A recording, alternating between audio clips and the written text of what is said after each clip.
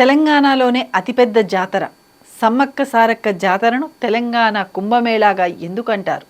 జంపన్న వాగు ప్రత్యేకతలేంటి? ఇలాంటి ఎన్నో విషయాలను ఈ వీడియోలో తెలుసుకుందాం. సమ్మక్క సారక్క జాతర భారతదేశంలోనే అతిపెద్ద గిరిజన జాతర. అది మన తెలంగాణలో జరగడం అనేది మన రాష్ట్రానికి ఎంతో గర్వకారణం. ఈ యొక్క జాతర అనేది ములుగు జిల్లా తాడ్వాయి మండలంలో ఉన్న మారుమూల అటవీ ప్రాంతమైన మేడారంలో దట్టమైన అడవులు కొండ కోనల మధ్య ఈ చారిత్రాత్మకమైన జాతర జరుగుతుంది. భారతదేశంలో కుంభమేళా తర్వాత అత్యధికంగా ప్రజలు హాజరయ్యే జాతర ఏదైనా ఉంది అంటే సమ్మక్క సారక్క జాతరే. కష్టాలను కడతీర్చే కలియుగ దైవాలుగా, ఆపదలో ఉన్న వారిని ఆదుకునే ఆపద్బాంధవులుగా, కేవలం తెలంగాణలోనే కాక అఖిల భారతదేశంలోనే అతిపెద్ద గిరిజన జాతరగా పేరుగాంచిన మేడారం జాతర. ఈ మహాజాతర సమయంలో దేశం నలువైపుల నుంచి లక్షలాది సంఖ్యలో భక్తులు తరలివచ్చి 2 గద్దెలను దర్శించుకుంటారు.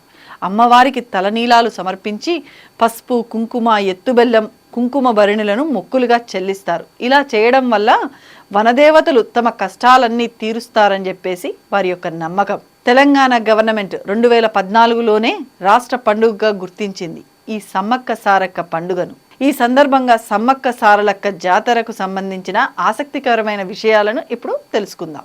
నేటి జగిత్యాల జిల్లా జగిత్యాల రూరల్ మండల్ ప్రాంతంలోని పొలవాసును పాలించే గిరిజన దొర మేడిరాజు వేటకు వెళ్ళినప్పుడు ఒక పుట్ట మీద కేరింతలు కొడుతూ కనిపించిన పాపను చూసి సమ్మక్క అని పేరు పెట్టుకొని పెంచుకున్నారు. ఆ పాప కనిపించిన సమయంలో చుట్టూ పులులు, సింహాలు ఆమెకు రక్షణగా నిలవడం చూసి ఆమె దైవాంశ సంభూతురాలిగా భావించారు.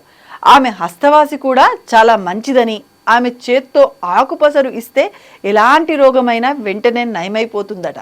సమ్మక్క మేడారం పాలకుడు పగిడిద్దరాజుకిచ్చి పెళ్లి చేశారు. ఈ దంపతులకు సారలమ్మ, నాగులమ్మ, జంపన్న అనే 3 సంతానం కలిగారు. మేడారాన్ని పాలించే కోయరాజు పగిడిద్దరాజు కాకతీయులు సామంతునిగా ఉంటూ కరువు కాటకాల పరిస్థితుల కారణంగా కప్పం కట్టలేకపోతారు. కప్పం కట్టకపోవడం, మేడరాజుకి ఆశ్రయం కల్పించడం, కోయ గిరిజనుల సార్వభౌమునికి వ్యతిరేకంగా విప్లవ భావాలను నూరిపోసి రాజ్యాధికారాన్ని ధిక్కరించడాన్ని, వీటన్నిటి మీద కోపం తెచ్చుకొని పగిడిద్దరాజుపై ఆగ్రహాన్ని వ్యక్తం చేశాడు ప్రతాపరుద్రుడు. అతని సైన్యంతో వారిపై దండెత్తాడు. ఆయుధాలు ధరించి పగిడిద్దరాజు, సమ్మక్క, సారక్క, నాగమ్మ, జంపన్న, గోవిందరాజులు వేరువేరు ప్రాంతాల నుండి గెరిల్లా యుద్ధాన్ని ప్రారంభించి వీరోచితంగా పోరాటం చేశారు. కానీ కాకతీయ సేనుల దాటికి తట్టుకోలేక మేడరాజు, పగిడిద్దరాజు, సారలమ్మ, నాగులమ్మ, గోవిందరాజు యుద్ధంలో మరణించారు. పరాజయ వార్త విన్న జంపన్న అవమానాన్ని తట్టుకోలేక సంపెంగవాగులో దూకి ఆత్మహత్యకు పాల్పడ్డారు. అప్పటి నుండి సంపెంగవాగుకు జంపన్న వాగుగా ప్రసిద్ధి చెందింది. యుద్ధభూమిలో కాకతీయుల సైన్యాన్ని ముప్పు తిప్పలు పెడుతుంది సమ్మక్క.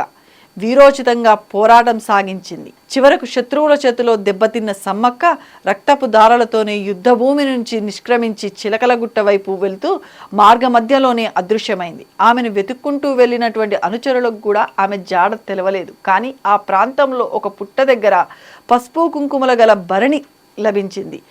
సమ్మక్కనే పసుపు కుంకుమగా వెలిసింది అని నమ్మి అప్పటి నుంచి ప్రతి 2 ఏళ్లకొకసారి మాఘశుద్ధ పౌర్ణమి రోజున సమ్మక్క సారక్క జాతరను అత్యంత భక్తి శ్రద్ధలతో జరుపుకుంటారు. ఉమ్మడి ఆంధ్రప్రదేశ్గా ఉన్నప్పుడే హెలికాప్టర్ సేవలను భక్తులకు అందుబాటులోకి తెచ్చారు. హన్మకొండ నుంచి హెలికాప్టర్ సేవలు ప్రజలకు అందుబాటులో ఉంటాయి. మేడారం జాతర రేపటి నుండి ప్రారంభం కానుంది. 2 కోట్ల మంది భక్తులు వస్తారని చెప్పేసి అధికారులు అయితే అంచనా వేస్తున్నారు. రేపు కన్నేపల్లి నుంచి సారలమ్మ, కొండాయి నుంచి గోవిందరాజులను తీసుకొచ్చి గద్దెపై ప్రతిష్ఠిస్తారు. మేడారం జాతర కోసం 6000 బస్సులను ఏర్పాటు చేసినట్లు జాతర కోసం ఉమ్మడి వరంగల్, ఖమ్మం, కరీంనగర్, ఆదిలాబాద్ 51 క్యాంపులను ఏర్పాటు చేసి బస్సులను నడుపుతున్నామని టీఎస్ఆర్టీసీ ఎండీ సజ్జనార్ తెలియజేశారు.